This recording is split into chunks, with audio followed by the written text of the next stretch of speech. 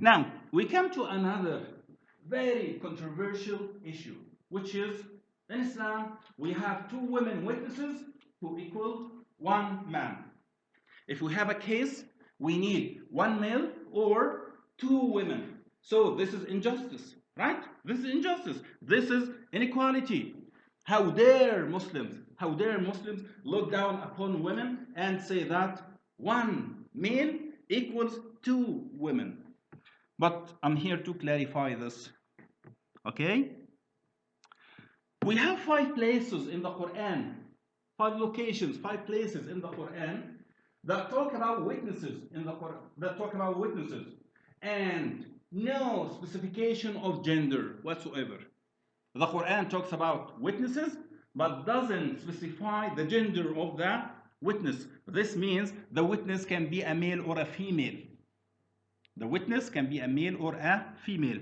But where does this come from? 2 women witnesses equal 1 man. It comes from this ayah.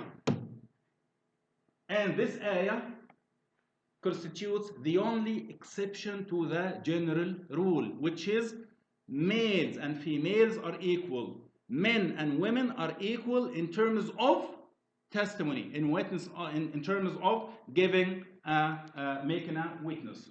The Quran says in Surah Al-Baqarah, Surah number 2, ayah or verse number 282. And by the way, Surah Al-Baqarah, the surah number 2 in the Quran, is the longest surah of the Quran. The longest surah in the Quran. And this ayah, or this part, this is only part of this ayah. And this ayah itself is the longest ayah, or the longest verse in the whole Quran. Okay? Okay, the Quran says, O you who have believed, when you contract a debt for a specified term, write it down in order to maintain and preserve the rights of everyone. Write it down. And bring to witness 2 witnesses from among your men. And if there are not 2 men available, then a man and 2 women from those whom you accept as witnesses, so that if one of the women errs, then the other can correct her. So, as you can see, this is only with financial transactions and nothing else. Why? Because in Islam, it's the male, it's the man who is responsible for earning the living and livelihood for the whole family. And he is burdened with the financial burden. He is the one who is responsible for maintaining and sustaining the whole family. And he is the one who goes out for work usually. I'm talking about, usually. Okay? So he is the one who is responsible for maintaining and preserving the family in terms of financial issues and matters. So Islam doesn't want the woman who has totally different responsibilities. Her main responsibility is to raise the children and to take care of the house and to take care of the husband, and at the same time it's her responsibility in Islam to gain knowledge, to become knowledgeable in terms of Sharia and in terms of life sciences, and she can, as I said, she can become a doctor, a physician, an engineer, or whatever she wants. But on one condition, that she has to maintain the balance between her responsibilities inside the house and outside the house, and it's her husband's responsibility to help her doing that.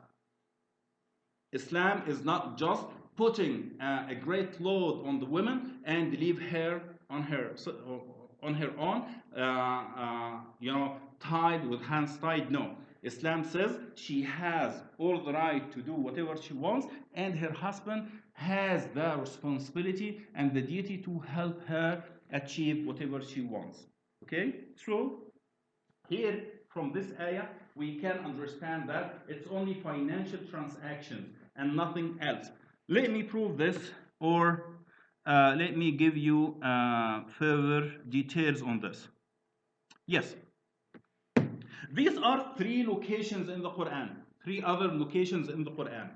The first one is Al-Ma'idah, Surah Al-Ma'idah, which is chapter number 5, verses 106 to 108. Here in these ayahs, when we have someone who is on his deathbed, he's about to die, he's about to pass away, and he wants to write his will, his legal will, or wants to bequeath or make a bequest. Here we need two witnesses, but the Quran doesn't specify the gender of the witnesses. So it can be a male or female witness. Okay?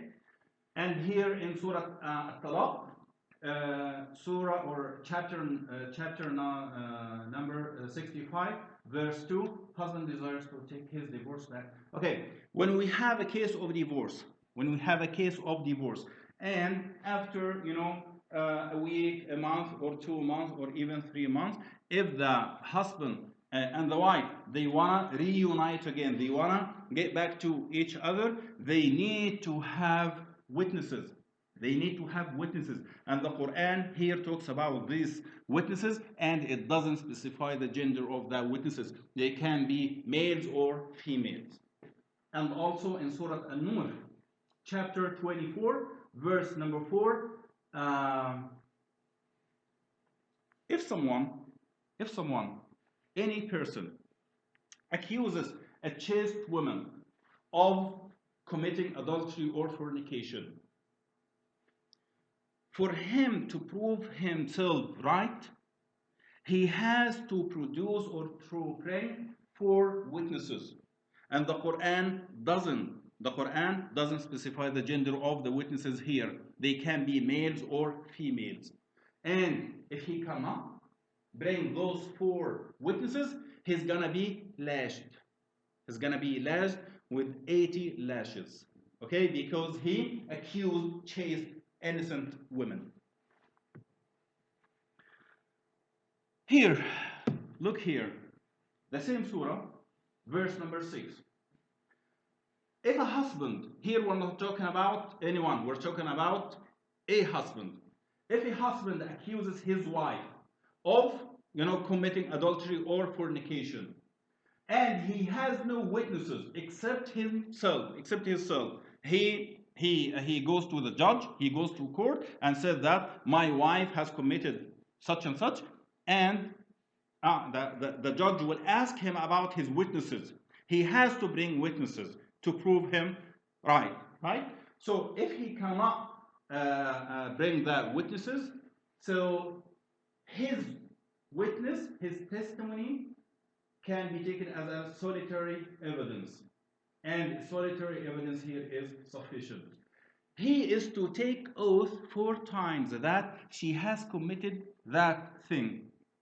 And the 5th oath is that curse on him if he is lying. Okay? This is the ruling. And imagine the woman has the same right. She has the same right. When she is accused by her husband of committing an unlawful thing, she is regarded as a solitary evidence as well.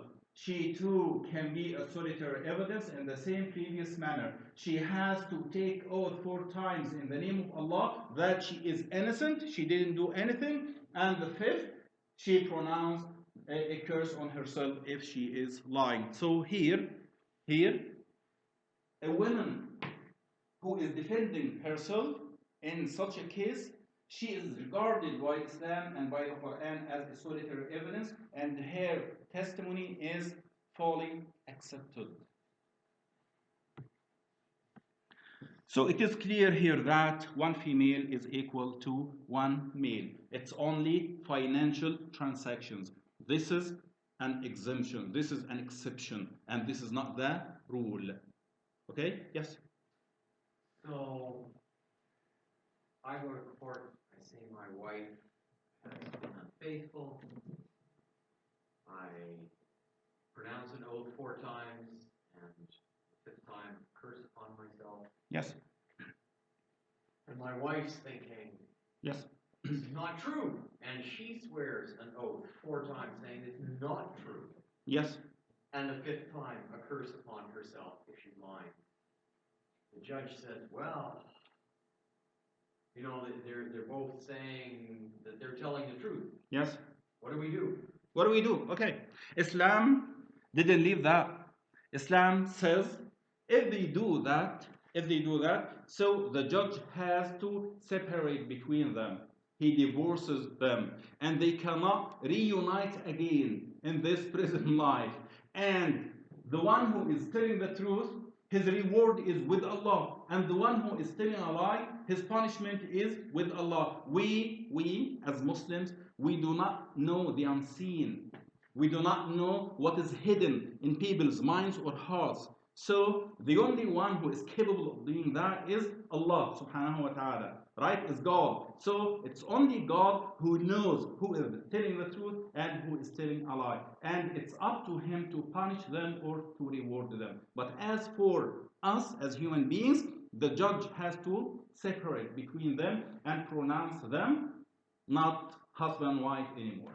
So we said that it's the consensus of the majority. The consensus, not only the majority, it's a consensus of the scholars of Islam that only financial transactions entail that 2 women equal 1 man. But we have cases, so many other cases in which the gender is not specified. So the witness can be a female or a male. Like the moon sighting for Ramadan, the moon sighting for the start and the end of Ramadan. We need someone to see the crescent. Be it a male or a female, it doesn't matter. It doesn't make any difference. Both are accepted. And, yeah, I said that. Lady Aisha, the Prophet's wife, she narrated around 2,210 hadiths or narrations of the traditions of the Prophet, and she was the only witness. She was the only witness to the Prophet sallallahu alaihi wasallam, and she narrated all these hadiths, and these hadiths are authentic, sound, and accepted by Muslim scholars and by everyone. Even funeral bath of a Muslim woman. When we have a female or a woman who passes away and she needs to be bathed. We call this funeral, ghusl or washing up. So only female witness can be accepted. And in some cases, in some Muslim countries, the husband is allowed to attend that bath. Okay, but the principle is that a woman should be washed by another woman.